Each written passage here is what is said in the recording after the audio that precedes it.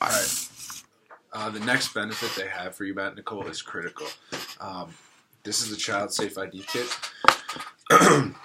This is critical because it deals with our children's safety. One of the biggest fears that parents tell me they have is child abduction. You look around, they're not there. Then all of a sudden they come running back and everything's fine. However, one of the biggest fears that parents tell me that they have is, would I be able to get the proper information into the hands of the authorities if something were to happen to them? Well, this is going to help you with that. Like I said, this is the Child Safe ID kit. You're going to fill out Olivia's name right here, the day, month, and year that you fill it out, and then you're going to open up to this page right here. Put in all this pertinent information right here. Her name, birthday, height, weight, all that stuff that is listed right here. Down here, there's a spot for mom's name, mom's information, and dad's information. Things that are going to change, like height and weight, you're going to fill out in pencil. Things like that are going to be permanent, you're going to fill out in pen. Over here is a spot for her photograph. This is where you want to put a little photograph, her age in it, and the day the photo was taken. I tell everyone that I sit down with to update that photo every 6 months. A good reminder is when the seasons, when the clock changes, change that photo out. That's your reminder. You're going to want to open this up. This is a fingerprinting strip. It's wet on both sides. Peel it back and work from the left hand to the right hand because you avoid smudging.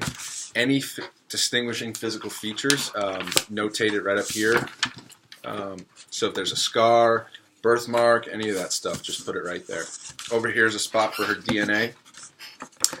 You want to pluck out a hair follicle, so probably don't do this when she's mad, but it has to be a hair follicle because the DNA is actually in the root. Tape it up right there. That helps definitely find her if the authorities can do anything if she is lost or abducted. On the back is probably the most important information. This is where you teach our children about stranger dangers and how to use 911.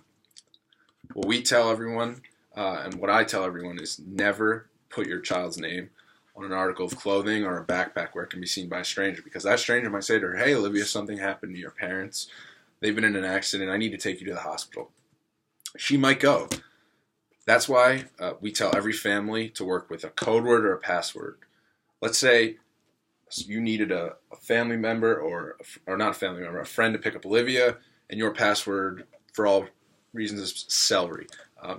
That friend goes to Olivia and says, "Hey, Olivia, your parents can't pick you up. Something happened to them today. They need me to come and get you." Password celery. Olivia knows, and she's good, and she knows that she can go with that person.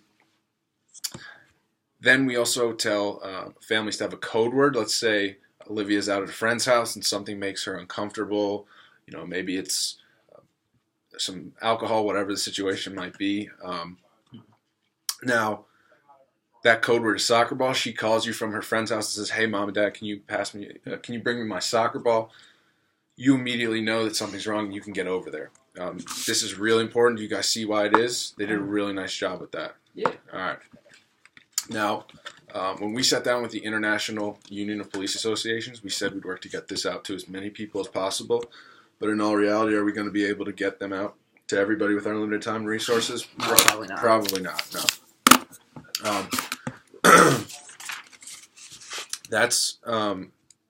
I'm the only agent in this specific area. Now, however, what they do allow you to do is pick 6 families that you care about with children in order to get them these kits into their homes. But you're only allowed 6. So who are the families you want to do that for? Well, my brother Tommy. Tommy? He's got a kid. Brother. Mm-hmm. He's got the same last name as me. How many kids does he have? She's got 1, my niece. 1. Okay, and what's his partner's name? Jennifer. Jennifer. Okay, and her occupation, his occupation, he works with you? Nope, he is a police officer. NYPD. Okay. And he lives where? New York? Or Yep. Okay. And his zip code?